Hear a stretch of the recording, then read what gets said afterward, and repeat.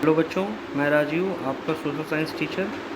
आज हम लोग हिस्ट्री का चैप्टर जो देख रहे हैं, रशियन रिवॉल्यूशन, सोशलिज़्म, इस चैप्टर का कुछ हिस्सा आज हम देखने वाले हैं, जिसमें सबसे इम्पॉर्टेंट पॉइंट है या जो सीखेंगे समझेंगे हम, वो है द सिविल वॉर। तो आइए शुरू करते हैं।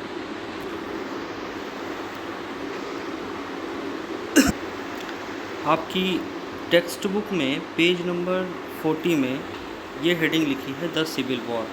यहाँ से हम कहानी को शुरू करेंगे आज।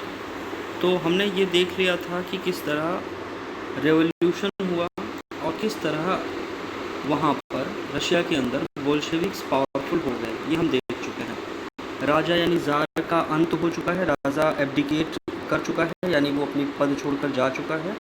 और इस समय सबसे पावरफुल कंडीशन है बोल्शेविक्स की, यानी जिनको हम रेड्स भी बोलेंगे। तो यहाँ पे हम देखते हैं कि बोल्शेविक जब पावर में आए तो उन्होंने क्या क्या करना शुरू किया, और फिर हम देखते चलेंगे कि उसका रिज़ल्ट क्या रहा। तो सबसे पहले बोल्शेविक्स जब, यानी कि ये जो रेड्स थे बोल्शेविक्स, ये पावर में आए, तो पावर में आने के पहले इन्होंने कहा था कि ये बैंक को नेशनलाइज कर देंगे, वॉर को एंड करने की बात कही थी इन्होंने, और एक और बात कही थी, अगर आपको याद आ रहा हो, कि वो लैंड को डिस्ट्रीब्यूट करेंगे फिर से। यानी बैंक, वॉर और लैंड, इन तीनों चीज़ों की बात वो कर रहे थे। ठीक है, वॉर ख़त्म हो चुका था, वर्ल्ड वॉर, या यूँ समझें कि वर्ल्ड वॉर फर्स्ट का लास्ट हिस्सा यानी कि लास्ट पार्ट चल रहा था, और बोल्शेविक्स पावर में आ गए थे। तो उन्होंने क्या किया, जब वो पावर में आए, यानी कि वो सत्ता को संभाल रहे थे, उस समय इन्होंने लैंड को डिस्ट्रीब्यूट करना शुरू किया। रीडिस्ट्रीब्यूशन का मतलब फिर से डिस्ट्रीब्यूट किया, यानी कि उन लोगों के जिनके पास ज़मीनें नहीं थी उनको डिस्ट्रीब्यूशन किया गया। अब इसका रिज़ल्ट क्या रहा कि जो सैनिक थे यहाँ पे, वो भी अपने गांव वापस जाने लगे ताकि उनको भी ज़मीनें मिल सकें।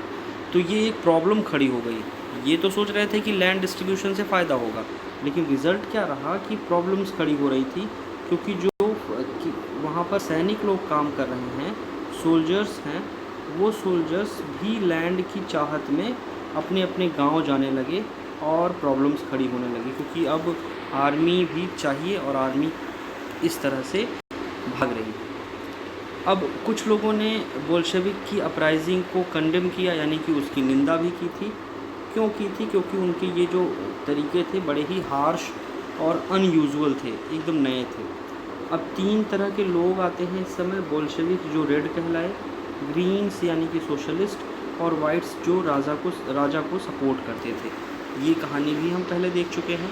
तो आगे बढ़ते हैं, फिर क्या होगा। अब क्या होगा, बोल्शेविक्स तो पावर में हैं, लेकिन ये जो ग्रीन्स हैं और वाइट्स, ये दोनों ग्रुप बनाना शुरू करते हैं। ग्रीन्स और वाइट्स ये दोनों ग्रुप बनाते हैं फ्रेंच, अर्मेनिया, ब्रिटिश, जैपनीज़, इन सब के साथ। और इनका ये मानना था कि रशिया में जो सोशलिज़म है वो कहीं बढ़ ना जाए पूरी दुनिया में।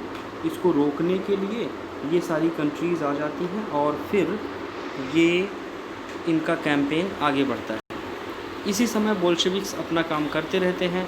और यहाँ पे आप देख रहे हैं कि ये वाइट लोग क्या कर रहे थे। तो वाइट लोग जो थे, जहाँ दूसरा एरिया था रशिया के अंदर, वहाँ पर पहुँचकर लैंड को जिन किसानों ने सीज़ किया हुआ था उसके साथ ये बुरा बर्ताव करते हैं।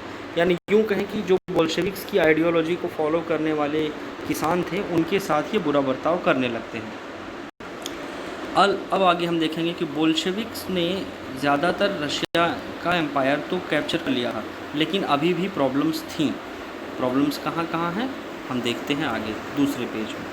तो अब आप यहाँ आएंगे दूसरे पेज में अपनी टेक्स्ट बुक में, और वहाँ पे देखेंगे कि क्या क्या हो रहा है। तो देखिए, यहाँ पे आप देखते हैं लिखा हुआ है नॉन रशियन नेशनलिस्ट, यानी ऐसे रशिया के लोग जो वहाँ के ओरिजिनल नहीं थे, बाहर से आए थे, जैसे कि मुस्लिम्स, जिनको जेडिडिस्ट कहा गया था, वो भी सपोर्ट में आ गए थे इन रेड्स के। आगे लिखा है Bolsheviks colonies brutally massacred local nationalist. इसी के अलावा जो नहीं आए थे साथ में इन लोगों के, बोल्शेविक्स के, उनका इन्होंने ब्रूटली मैसेकर किया, यानी कि ख़तरनाक तरीके से उनका नरसंहार किया, उनको मार डाला। ठीक, अब आगे कुछ शब्द हैं, उनकी मीनिंग देख लेते हैं। तो एक है ऑटोनोमी, ऑटोनोमी का मतलब स्वेच्छा से शासन करना, जैसे कि केंद्रीय विद्यालय संगठन एक ऑटोनोमस बॉडी है जो स्वेच्छा से काम करती है लेकिन कंट्रोल में रहती है MHRD के, जिसका अब नाम हो जाएगा एजुकेशन डिपार्टमेंट, ठीक है, एजुकेशन मिनिस्ट्री। और नोमैडिज्म दूसरा शब्द है, इसका मतलब होता है खाना बदोश, यानी कि जो लोग घूमते रहते हैं। आप बहुत सारे लोगों को देखेंगे ट्राइबल कम्युनिटीज़ के जो एक जगह से दूसरी जगह घूमते रहते हैं कंटिन्यू, इनको कहा जाता है नोमैडिक्स, ठीक है, और इस विचारधारा को नोमैडिज्म कहा जाता है। तो आगे हम देखते हैं क्या लिखा है, पार्टी टू रेमेडी दिस। अब जो कुछ हो रहा था रशिया में अभी तक, इसके आगे most non Russian nationalist were given political autonomy. इसी समय जो नॉन रशियन नेशनलिस्ट थे उनको काफ़ी ऑटोनॉमी दी जाने लगी, काफ़ी यानी कि उनको फ्रीडम दी जाने लगी कि वो भी अपने हिसाब से शासन कर सकते हैं। लेकिन आगे हम बढ़ेंगे, ज़्यादा नहीं देखेंगे क्योंकि बहुत कुछ लिखा है, जो आपको अच्छा लगे वो आप नोट कर सकते हैं, जो इम्पोर्टेंट है वो हम देखते चलते हैं।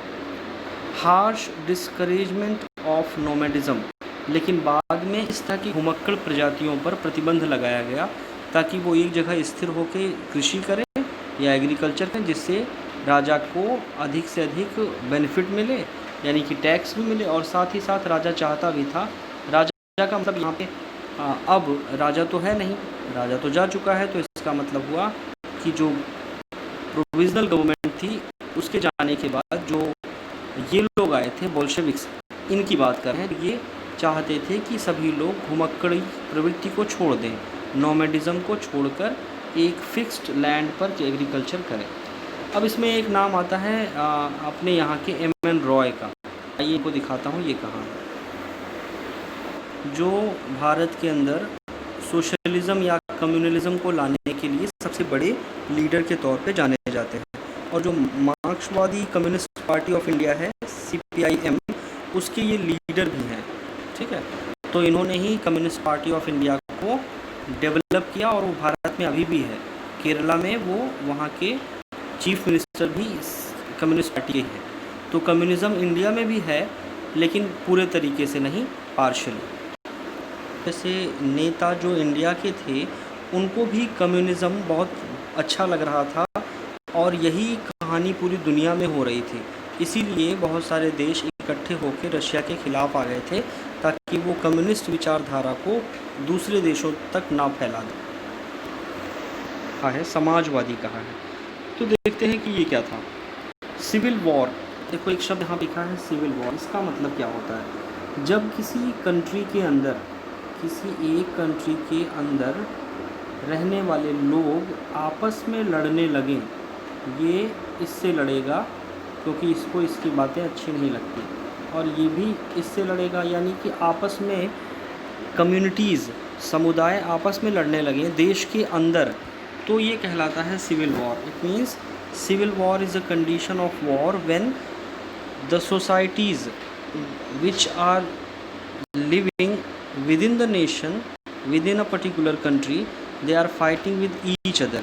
This type of war is called civil war. तो इस तरह का सिविल वॉर यहाँ पर होने लगा था। अब बोल्शेविक्स, आप याद ही होगा, रेड्स थे, ग्रीन्स थे, तो ये जो रेड्स हैं, ग्रीन्स हैं या वाइट्स हैं, इनके बीच में जो लड़ाइयाँ हो रही हैं यही कहलाएगा सिविल वॉर। ठीक है, आगे देखते हैं। तो during the civil war the Bolsheviks kept industries and banks nationalised, जैसा कि बोल्शेविक्स ने वादा किया था कि वो इंडस्ट्रीज़ को नेशनलाइज कर देंगे, बैंक को नेशनलाइज कर देंगे, ये करना शुरू कर चुके थे। साथ ही साथ लैंड को डिस्ट्रीब्यूट करना था, वो भी करना शुरू कर दिए। कन्फिस्केटेड का मतलब होता है जब्त करना, तो इन्होंने लैंड को जब्त कर लिया, यानी कि छीन लिया जो बड़े बड़े ज़मींदार थे उनसे, और इस पर अपना अधिकार बना लिया, और ये जिसको चाहते थे उस हिसाब से डिस्ट्रीब्यूट कर देते थे। इस तरह का सेंट्रलाइज्ड प्लानिंग वो शुरू हुआ रशिया के अंदर, सेंट्रलाइज्ड प्लानिंग, ठीक है। और बाद में ये 5 ईयर पीरियड के लिए प्लानिंग करने लगे। अब यहाँ पे इम्पॉर्टेंट बात आने वाली है, ध्यान दीजिएगा।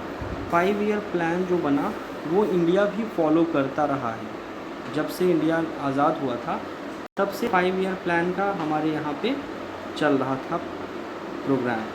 हर 5 साल पे हम एक प्लान बनाते थे और उसके लिए हमारे पास प्लानिंग कमीशन था, प्लानिंग कमीशन, यहाँ पे पूरा नाम नहीं लिख रहा हूँ, कमीशन आप समझ लीजिएगा। लेकिन ये जो प्लानिंग कमीशन है इसको नाम बदल दिया गया, प्लानिंग कमीशन को नाम बदलकर अब हमने नीति आयोग रख दिया है। ठीक है, तो नीति आयोग भी वही काम करता है जो प्लानिंग कमीशन करता था, लेकिन जब से मोदी जी आए हैं 2014 से इन्होंने प्लानिंग कमीशन का नाम यानी कि योजना आयोग का नाम बदलकर नीति आयोग कर दिया है। आगे बढ़ते हैं। तो इसका मतलब ये हुआ कि कम्युनिज़्म का यहाँ पर भी यानी कि सोशलिज़्म का, कम्युनिज़्म का हमारे यहाँ पर भी अच्छा खासा असर रहा है। आगे देखते हैं कि हो क्या रहा था रशिया में। अब सारी चीज़ें हो रही थी जो मैंने आपको बताई ऊपर, लेकिन अब क्या क्या और चीज़ें हुई थी उनको देखते हैं। तो देखो, इंडस्ट्रियल प्रोडक्शन इंक्रीज़ होने लगा। जब इंडस्ट्रीज़ को गवर्नमेंट कंट्रोल में ले ली थी तो अच्छे खासे परिवर्तन होने लगे थे और गवर्नमेंट के देख रेख में काफ़ी तेज़ी से प्रोडक्शन हो रहा था। ठीक, आगे देखते हैं। New factory cities came into being, कुछ नए शहर भी बन गए। लेकिन हम यहाँ पे देखते हैं rapid construction led to poor working condition. अब हम प्रॉब्लम्स को देखने वाले हैं कि जो इंडस्ट्रीज़ तो बढ़ गई लेकिन उसके आसपास जो रहने वाले लोकेशन थे वहाँ पर ज़्यादा नंबर में लोग रहने लगे, क्योंकि ज़्यादा इनकम की चाहत में लोग शहर आने लगे और इंडस्ट्रीज़ में काम करने लगे। आपको पता होगा कि एक बार इसके पहले शुरू में मैंने आपको बताया था कि किस तरह बोल्शेविक्स ने बड़े बड़े जो हाउसेस थे उनका भी डिस्ट्रीब्यूशन कर दिया था उनकी नीड के अकॉर्डिंग। तो फिर भी ये समस्या ख़त्म नहीं हुई थी और ये कहानी प्रॉब्लम के रूप में बनी ही रही। तो अब क्या होगा, अब जो लोग थे जो शहरों में काम करते हैं उनको बहुत ही ख़राब तरीके से रहना इनकी मजबूरी बन गया था। तो देखते हैं आगे क्या क्या लिखा हुआ है प्रॉब्लम्स के बारे में। जो हाईलाइटेड एरिया बीत गया उसके नीचे आइए अंडरलाइन एरिया में, तो देखिए 40 डिग्रीज़ बिलो, यानी कि जब तापमान ठंडियों में 40 डिग्री माइनस का होता था उस समय लोगों को चढ़कर जाना पड़ता 4th फ्लोर तक और उसके बाद रोड को पार करके टॉयलेट तक पहुंचना होता था। तो सोच समझते हैं, जब हमारे यहाँ 0 डिग्री टेम्परेचर होता है तो हम घर से बाहर निकलना पसंद नहीं करते या यूँ कहें कि बहुत मुश्किल होती है, वहाँ पे तो -40 डिग्री टेम्परेचर रहता था और लोगों को इतनी मुश्किलें झेलनी पड़ती थी। इसके अलावा स्कूलिंग सिस्टम डेवलप किया गया। अब आगे देखते हैं कि और क्या किया गया। तो स्कूल के बाद आते हैं, स्कूलिंग सिस्टम डेवलप किया गया। वहाँ पे क्रेचेस रहते थे जो बच्चों को पालने के लिए बनाए गए थे, क्रेचेस, ठीक है। और उन क्रेचेस में उन बच्चों को पाला जाता था जिनकी माताएं वहाँ पर काम करती हैं। इसी समय पब्लिक हेल्थ पे भी ध्यान दिया गया, लेकिन वो काफ़ी चीप था क्योंकि गवर्नमेंट सबके लिए इतने जल्दी आसानी से ये सब सुविधाएं उपलब्ध नहीं करा सकती थी। ठीक है, तो ये कहानी हो रही थी रशिया के अंदर जब बोल्शेविक्स पावर में आ गए थे। तो आप इसके लिए कुछ चित्र भी देख सकते हैं, आपकी टेक्स्ट बुक में बने हैं। चलिए यहाँ पर ये सोवियत रशिया के अंदर कुछ बच्चे हैं जो पढ़ाई कर रहे हैं सोवियत इकॉनमी को। ये है एक बच्चा जो फर्स्ट 5 ईयर प्लान में सोवियत रशिया में वर्कर की तरीके से काम कर रहा है।